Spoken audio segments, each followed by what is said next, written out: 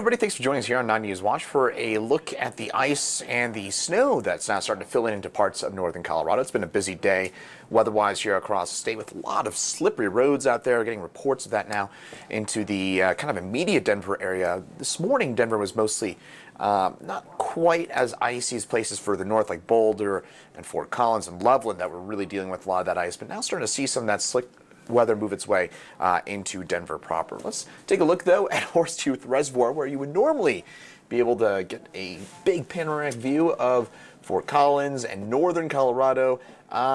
There is enough freezing rain, or I should say freezing drizzle, on that camera to kind of block out any view of that. Now here in Denver, we are of course dealing with some of that freezing drizzle as well. Hasn't been quite as slick in town as it's been a bit further north and west, as I mentioned, but we've certainly been contending with freezing drizzle around town as well. Now, that's not showing up great on the satellite and radar imagery right now. Our HD Doppler radar showing a little bit of snow moving its way into northern Colorado, but it's not really showing much in the way of anything here in Denver.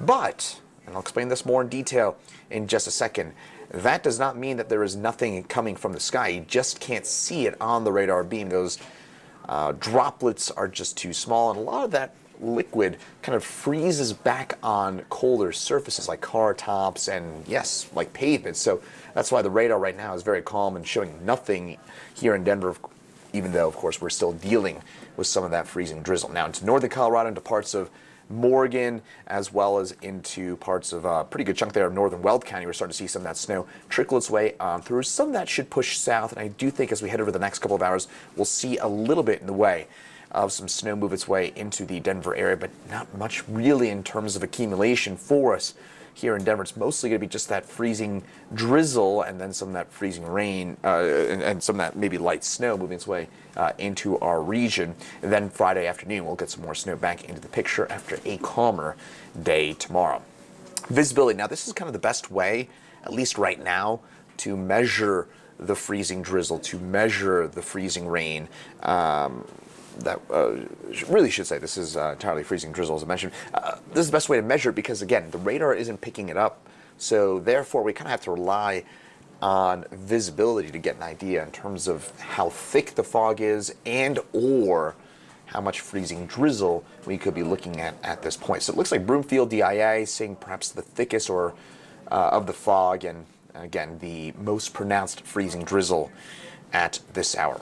Winter weather advisory in effect until 8 p.m. That is mainly due to ice, though we could again in some spots see up to an inch worth of snowfall. That continues until 8 o'clock tonight. Right now here at DIA, 19 degrees. Those temperatures continuing to drop as we head through the day. We've only topped out in the low to mid 20s so far here in Denver, and again 19 degrees with officially foggy, cloudy skies at DIA, but again, we are certainly still dealing with some of that freezing drizzle, and that will continue over the course of the next couple of hours. Right now, 19 DIA, 20 downtown Denver, and by the way, worth noting because temperatures well below freezing, that we are not going to melt off any of that freezing drizzle, so if we do see some snow and it packs on top of the ice, that ice doesn't go away. So unfortunately, we will be likely contending with that ice, not only for the evening commute here in just a couple of hours, but we'll probably have to deal with it again tomorrow morning for the rush tomorrow because, again, that ice is not going anywhere. We're not going to go above freezing until about midday or so tomorrow. And speaking of tomorrow, we do get above freezing, so that is good news. Once we get above freezing, we couple that with some sunshine, and we should melt off that ice and any snow that we get pretty quickly here. But, again, as we head through the overnight time frame, again, that ice will not go away. Temperatures well below freezing, and that does mean we'll be contending with some of that snow for the next little while. Now, I should say it's ice and snow for the next little while. Temperatures for Thursday should get up to 40 degrees again. With that sunshine, that'll help melt off the majority of the ice and snow, if not all of it. And then by your Friday, we get some snow back into the picture. That would be the back half of the day, where we're generally looking at a lighter snow event, maybe an inch or two, but again, a bit to contend with on Friday night for the ski traffic and just for the evening happy hour as well.